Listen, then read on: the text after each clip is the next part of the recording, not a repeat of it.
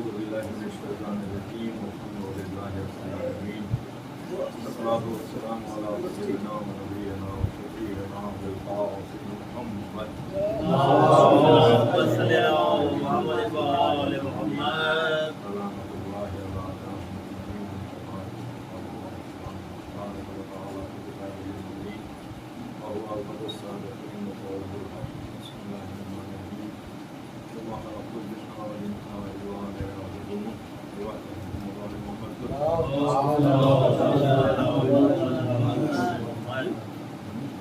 دین سے آپ علمی بیان سے جو استعمال ہیں میرا جیسا تعلیم علم سے کرنے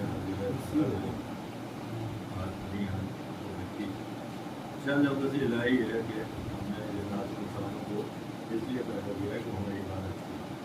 ہم نے جنات انسانوں کو نہیں پیدا کیا مگر اس لیے کہ وہ ہمیں عبادت کی.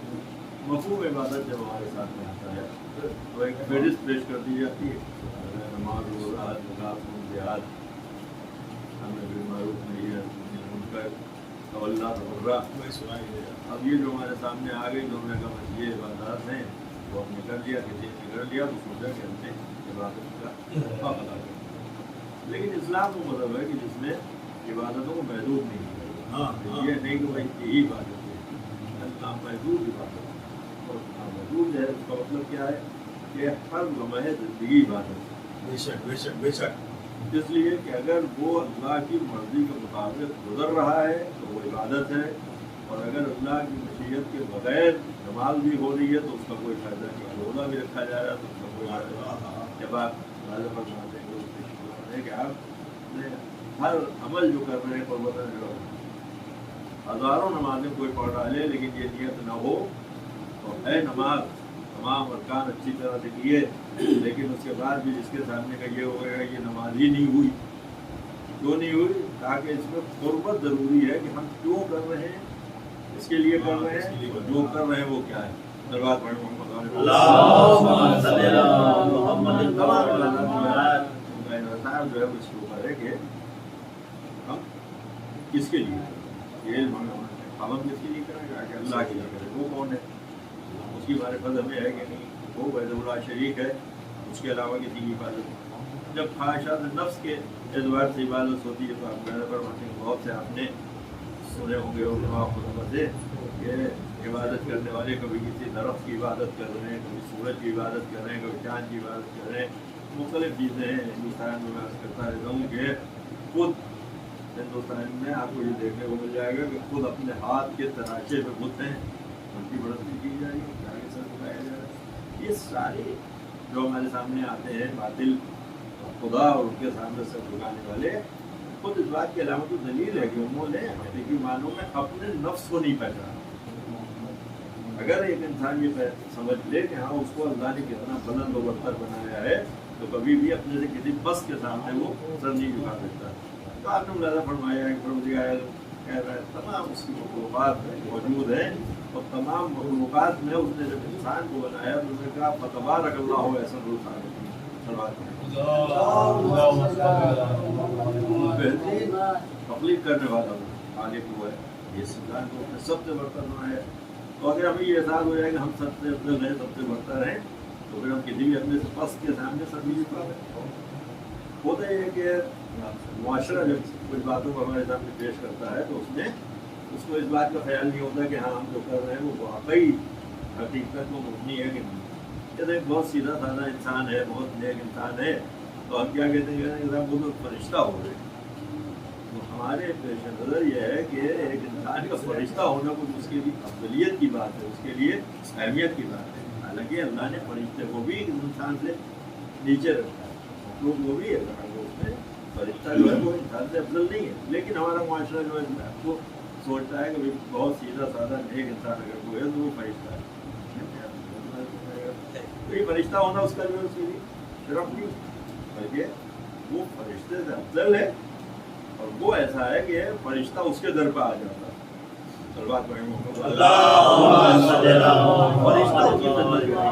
اگر وہ مطیع و فرما بردار معبود ہے. تمام عبادتوں کو اگر آپ ملاحظہ فرمائیں گے تو اس میں دو چیزیں بہت اہمیت کی حامل ہیں جو میں نے اس کے آپ کو. پہلے تو یہ मारिफत होना चाहिए कि हम किसके लिए इबादत कर रहे हैं, और जो इबादत हम कर रहे हैं वो इबादत जो है उसके बारे में इल्म हो कि इबादत को किस तरह अंजाम दे रहे हैं, क्या कर रहे हैं। अगर किसी को ये ना मालूम हो कि हम किसकी इबादत कर रहे हैं और क्या इबादत कर रहे हैं, तो उसकी इबादत जो है वो बेकार हो जाएगी। तो जैसा कि मैंने अर्ज किया आपके सामने कि उसने ये जो फहरिस्त हमारे सामने आ गई, यही इबादत से नहीं है, बल्कि पूरी जिंदगी इबादत है। इस एतबार से कि जिस मज़हब व मिल्लत में आप देखेंगे हर जगह इबादत होती अपने अपने एतबार से, लेकिन होता क्या है कि मुसलमान ईसाई है, ईसाइयों का एक हफ्ते में एक दिन वो चर्च में आ गए, वो आने के बाद उन्होंने बाइबल की तिलावत कर ली थोड़ी देर, उसके बाद सीधे वर्कआउट बना लिया, और उसके बाद वो जितने भी वक्त उन्होंने वहाँ गुजार लिया वो उनकी इबादत का वक्त है। उसके बाद जब वो वहाँ से निकले तो अब तसव्वुर इबादत हमेशा के लिए ख़त्म हो गया। अब जब तक फिर दोबारा आके वहाँ वो ये सब न करें, जब तक ज़िंदगी जो गुजर रही है वो इस एतबार से गुजर रही है उससे और उनके रब से कोई राबिता नहीं है, या दीन से कोई रास्ता नहीं है। इतना हमारे यहाँ का हिंदुओं का बड़ा मज़हब जो सबसे बड़ा मज़हब हिंदुस्तान का, उसको अगर हम मुलाज़ा फरमाइए है, सब जगह पूजा करने के लिए वो सुबह को अपने वहाँ पर थाने में गए, मंदिर में गए, वहाँ जाके उन्होंने जो उनका नज़रिया था उसे एतबार से पूजा की, हाथ जोड़े, फूल चढ़ाए किया। उसके बाद अब जब वो चले गए तो अब उनको इसकी फिक्र नहीं है कि हाँ अब ये जो जिसके सामने हम सब झुका के आ रहे हैं या फिर मालूम है हमारा निगहबान है, ये हमको वाच करना है, ये उनको नहीं। तो जितने भी मज़ाहिब है वहाँ सरकार के जितने भी मज़ाहिब है उनमें अल्लाह को याद किया जाता है, याद करता है आदमी जब जाता है वहाँ।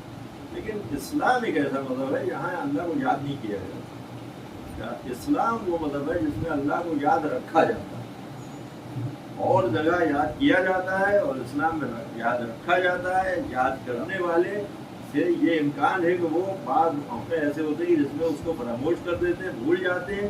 लेकिन जो अल्लाह को याद रखता है उसके लिए क्या होता है कि हर लम्हे ज़िंदगी अल्लाह याद रहेगा, हर कदम कदम को अल्लाह याद रहेगा। जो कदम उठेगा तो अल्लाह याद रखेंगे। जब अल्लाह को तो ये पता चलेगा ये कदम उठा रहे हैं तो उसकी मर्जी है कि नहीं, जो बात बोल रहे हैं उसकी मर्जी है कि नहीं, जो हाथ हमारे काम को अंजाम दे रहे हैं वो अल्लाह की मशीयत है कि नहीं इसमें। तो जब हर कदम पे अल्लाह को याद रखा जाएगा तो वो उमूर अंजाम पाएंगे, उसकी इबादत कराएंगे। देखिए आपने बहुत समाज फरमाया है कि क्या भाई नमाज सबसे अफजल इबादत, अफजल इबादत में नमाज का सबसे पहले अगर सवाल होगा कि नमाज वो कबूल सब कबूल वो रद्द हो गई तो सब रद्द हो गया।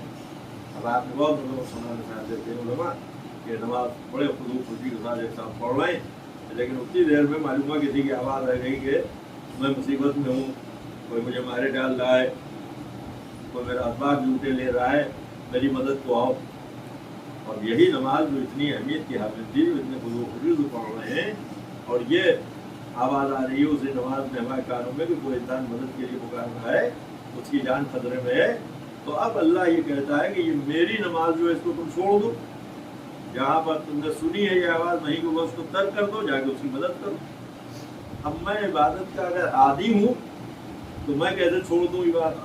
अभी तो 2 ही रकत मैंने पढ़ी, अब 2 रकत पूरी हो जाएगी, जब 4 पूरी हो जाएगी तब मैं जाऊँगा, मरा करेंगे। तो जहाँ इस तसव्वुर के साथ मैंने नमाज को तकमील की मंजिलों तक पहुँचाया, वहाँ ये मेरी नमाज नहीं हुई, इबादत नहीं हुई। क्यों? इसलिए कि हुक्म इलाही इस वक्त ये है कि तुम मेरी इबादत ना करो, मेरी ये नमाज ना पढ़ो, बल्कि अब इस वक्त तुम्हारे लिए जो इबादत है वही है कि तुम उसको जाके बचा लो। एक इंसान को अगर तुमने बचा लिया तो वो गोया पूरी इंसानियत को तुमने बचा लिया।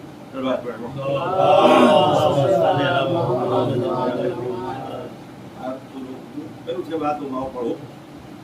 तो अब एक नमाज का तर्क करना कितनी बड़ी इबादत हो गई, कितना उसका जो सवाब हो गया।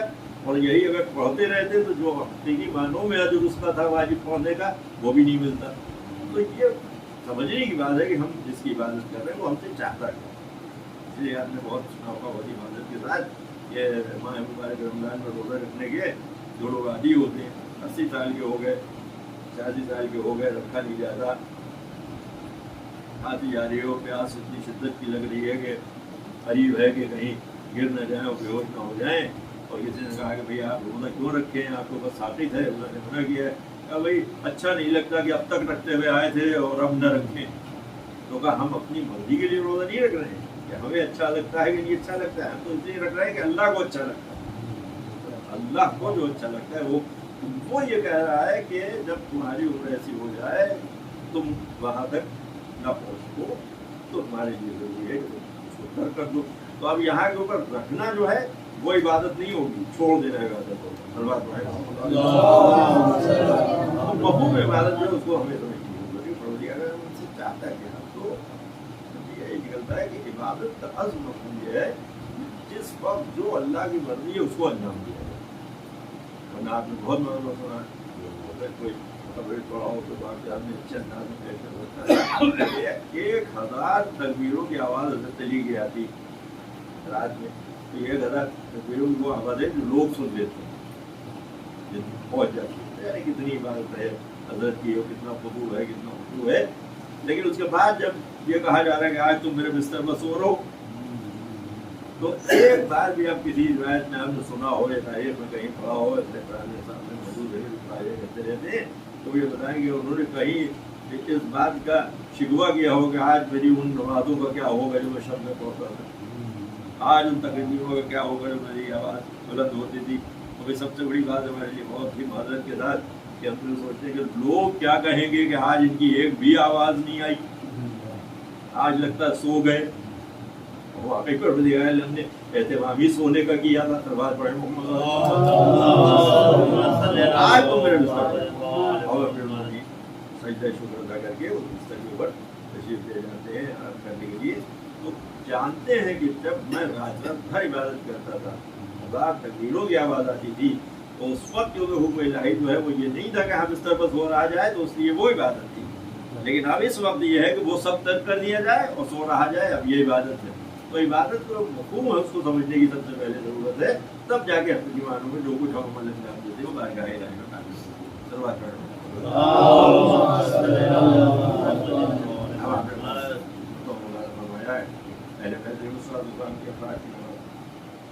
ان کی عبادتیں حضرت پیغمبر اکرم محمد مصطفیٰ صلی اللہ علیہ وسلم جس سرزمین پر جاتے تھے وہاں نماز پڑھتے تھے، جہاں گزر رہے ہیں کہیں سفر میں جا رہے ہیں کہیں جس زمین کو مقام ہو وہاں نماز پڑھ رہے ہیں۔ واجب نمازیں وہی نہیں ہوتی، جانے کی مستحب نمازیں جو پڑھتے تھے، اب وہ بچوں کے لیے عبادت کروں گے، کتنی اہم عبادت ہے نماز شب بھی آپ بیان سن رہے تھے، بہت اہمیت ہے نماز شب کی، مستحب چیزوں کی بہت اہمیت ہے، مستحب روزے کی بہت اہمیت ہے، لیکن پروردگار عالم نے جو واجب چیزیں ہیں اس کو اتنا اہم رکھا ہے کہ اگر وہ تم نہیں کرو گے تو تمہیں اس کے لیے عذاب ملے گا، واضح ہونا پڑے گا، اس کی قضا واجب ہے۔ لیکن کسی بھی مستحب کے لیے نہیں ہے، تاکید نہیں ہے کہ ہم تم اس کو کرو گے، اگر کر لو گے تو اللہ رحیم و کرم تمہارے عمل کا ثواب دے گا، تمہیں نہیں کرو گے تو اس کی طرف سے کوئی تمہیں سزا نہیں ملے گی۔ لیکن ایک ہمارا نوجوان، ایک ہمارا بچہ نماز شب پڑھنے کا عادی ہے، لیکن اب حکم الہی یہ ہے کہ تم نماز شب پڑھ رہے ہو، اللہ تمہیں جزا دے گا اس کی، لیکن اگر ماں نے منع کر دیا کہ تم نہ پڑھو، اب حکم یہ ہے کہ اب تمہارا نماز پڑھنا جو ہے وہ تمہیں عبادت کی منزل تک نہیں پہنچائے گا، تمہیں ماں کے حکم کو ماننا جو ہے یہ تمہاری عبادت ہوگی۔ اتنی اہمیت کی حامل بات ہے۔ مستحب روزہ رکھنا چاہتا ہے، ماں منع کر دے، باپ منع کر دے کہ مستحب روزہ نہ رکھو، تو اب رکھنا اس کے لیے جو ہے وہ حرام ہو جائے گا، غلط ہو جائے گا، بلکہ نہ رکھنا اس کے لیے غلط۔ کیوں؟ اس لیے کہ اس نے مستحبات جتنے بھی ہیں ان سب کے اوپر والدین کے حکم کو اولیت دی ہے، افضلیت دی ہے، لہٰذا اگر ان کے بات کو رد کر کے رکھے گا تو پروردگار عالم کی بارگاہ میں اسے کچھ نہیں ملے گا، جبکہ مستحبات میں واجبات سے بھی کہیں زیادہ اجر و ثواب رکھا گیا۔ سب پیغمبر جس زمین پر جا رہے ہیں نماز پڑھتے ہیں، اس دن سوال کر لیے کہ آپ اتنی نمازیں کیوں پڑھتے ہیں، ہر جگہ جس زمین پر جاتے ہیں نماز پڑھتے ہیں، جس زمین پر جاتے ہیں نماز پڑھتے ہیں۔ رسول اللہ نے کیا فرمایا کہ میں چاہتا ہوں ہر زمین کا خطہ میرے نمازی ہونے کی گواہی دے۔ آپ اندازہ لگا سکتے ہیں رسول اللہ کو اس کی ضرورت ہے کہ اس کی گواہی نماز کی دی جائے، نماز کی گواہی ہر زمین کا حصہ دے، لیکن اس نماز کی اہمیت کو دنیا کے سامنے پیش کرنا چاہتے ہیں۔ اس میں کسی نے سوال بھی یہ کیا کہ بھئی آپ کو تو اپنا مقام معلوم ہے، آپ ہی کی وجہ سے ہم جنت میں جائیں گے، ویس کی وجہ سے ہم وہاں پہنچیں گے، आपको जितना मरातिब है वो सब आपको अपने मालूम है, जितनी आपकी गलती है सब आपको मालूम है। तमाम जितने भी पैगम्बर हैं, जितने भी नबी है, सब आपसे कमतर हैं। तो जब आपको अपना मकाम मालूम है तो आप इतनी इबादतें क्यों कर रहे हैं? आपको क्या ज़रूरत इबादत करने की? क्योंकि तो मसला ही नहीं है कि आप ये करिएगा तो आप जाएंगे माशअल्लाह जन्नत। तो रसूल ने फरमाया कि यही तफा है जो बताना चाहता है। कहा कि अल्लाह ने मुझे इतनी नेमतें दी हैं, इतना मेरा मर्तबा बुलंद किया है, इतनी बुलंदी दी है, तो जितना ज़्यादा उसने मुझे अता किया है उसका तकाजा ये है कि मैं ज़्यादा से ज़्यादा उसकी इबादत करूँ। ये हमारा नाक़िस ज़हन है जो ये नेमतें मिलती जाती हैं उसकी अल्लाह की तरफ तवज्जो नहीं देता, उधर रुख नहीं करता अपना। लेकिन रसूलुल्लाह ये बताना चाहते हैं कि जितना तुमको अल्लाह देता चला जाए उतना ज़्यादा तुम्हारे लिए ज़रूरी है कि तुम उसकी इबादत करो। मोमिन की इबादतें हमने देखा कि ऐसी इबादतें कि कभी कभी ऐसा होता है हमारे पास न रखने वाला आदमी समझ आएगा मोमिन की ज़िंदगी ख़त्म हो गई, आगे हमें मोमिन के इंतकाल की खबर जनाब मासूमा को दे रहा है। और शहजादी को भी हमारे पास रखती है, वो पूछती है तुमने किस आलम में देखा? क्या नमाज पढ़ रहे थे, सजदे में गए और जिस्म अकड़ गया और रूह जिस्म से निकल गई। अब शहजादी बताती है कि नहीं, अली की ये हालत नमाज में हो जाया करती है। जो जिंदगी बहुत सख्त मराहल है नमाज के देखिए, वो अगर हम फरमाएंगे तो अगर खुदा न करे एक भी कोई वाक़या ऐसा हो जाए जो हमारे यहाँ का हो ये हो जाए तो क्या होगा, वाजिब को अदा करना दुश्मन, उस तरफ तो नहीं होती। ये जाके मुस्तहब की तरफ लिखा है उस वक्त। अब इसके बाद आप अंदाजा लगाइए कि इबादत के हुक्म को किस तरह से पेश कर देते हैं। और आपने बुलाया फरमाया है कि सरज़मीन करबला पर होने वाला हुआ है जहाँ इमाम हुसैन अलैहिस्सलाम खुद अज़मत नमाज को दुनिया के सामने पेश कर रहे हैं, इबादत की अज़मत को पेश कर रहे हैं।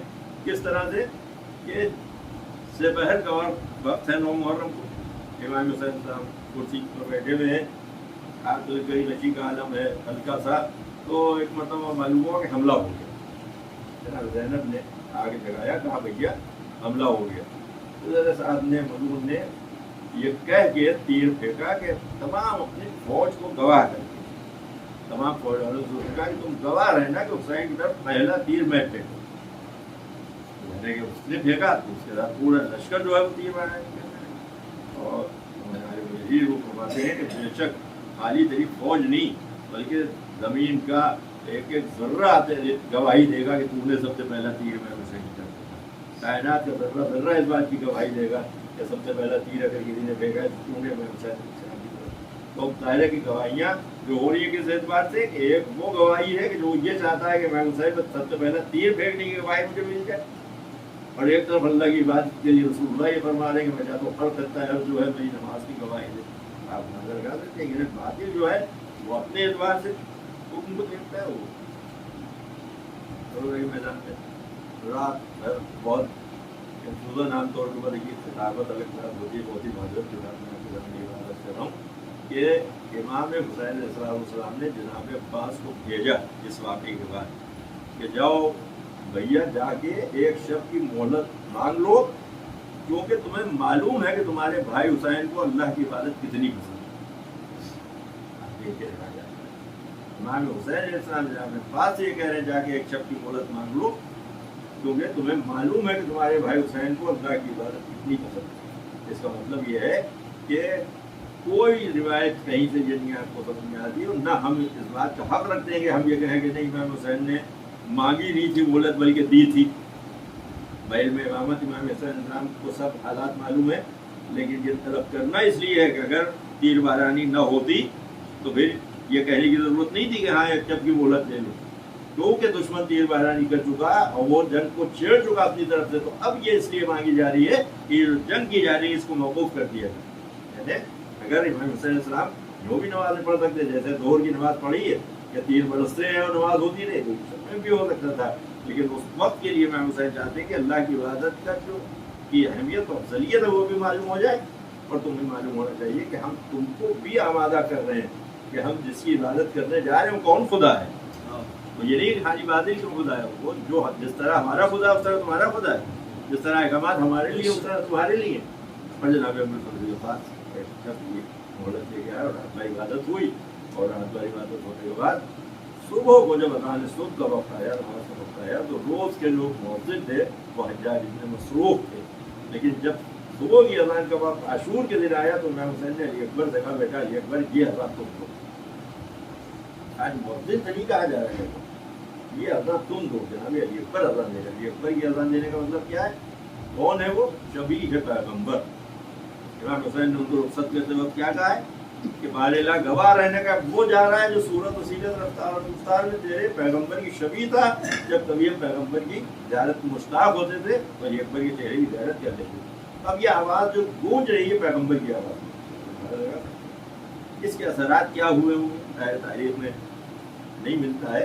लेकिन मैं आपके सामने अर्ज करूँ कि जब बिलाल ने बाद रसूल अदा देने से अपने आप को दूर कर लिया था, अब मैं मजीद में नहीं रहूँगा और नहीं दूँगा रसूल के बाद किसी के लिए, बहुत अरसे बाद जब तड़प पैदा हुए मदीने आए और आने के बाद ज़ियारत की और ज़ियारत करने के बाद जनाब फातिमा ज़हरा की खिदमत में हाजिर हुए तो जनाब मासूमा ने कहा, ए बिलाल तुमने हमारे बाद रसूलुल्लाह के बाद हमको भी छोड़ दिया, हमारे अभी नहीं आते।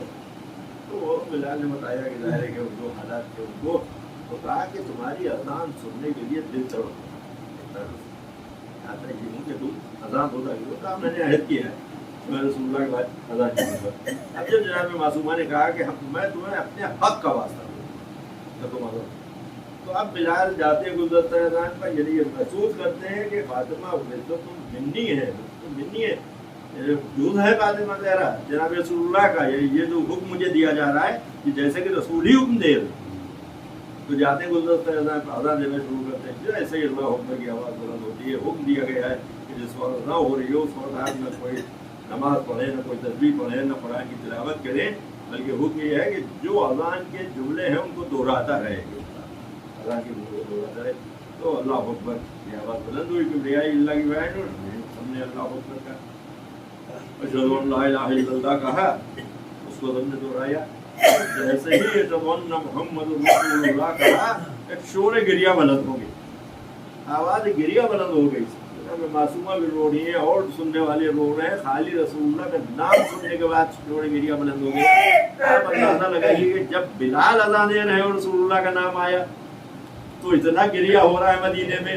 तो जब करबला के मैदान में शबी पैगम्बर अज़ान दे रहे होंगे जो खुद रसूलुल्लाह की आवाज़ है तो वहाँ क्या आलम हुआ होगा। अब आप नहीं समझ सकते कि किस तरह से मर्दों में जो बाहर बैठे इबादत कर रहे हैं वो भी गिरिया कर रहे होंगे, और जहाँ जहाँ औरतों में आवाज़ जा रही थी वहाँ ज़ैनब भी रो रही होंगी, उम्मे कुलसूम भी रो रही होंगी, लैला, रुकैया और रबाब भी रो रही होंगी। ये रज़ा के तासुरात है जो पूरी करबला की जंग शुरू हुई। नमाज ज़ोहर के लिए आपने सुना है, सही तो ज़ोहर आगे खड़े हो गए, अपने सीने पर तीर रोकते रहे, नमाज हो गई। और उसके बाद इमाम हुसैन अलैहिस्सलाम इस सरज़मीन के ऊपर नन्हे से बच्चे अली असगर को सुबुर्द लहद करने के बाद खुद मारिद शहादत में आ गए। और वो वक्त लिया गया कि जब एक मलून ने इमाम हुसैन अलैहिस्सलाम के सर मुतहर को तन से जुदा कर दिया। ज़मीन करबला हिली है, कुरान का पानी ने तो खिला फरमाते रहते हैं।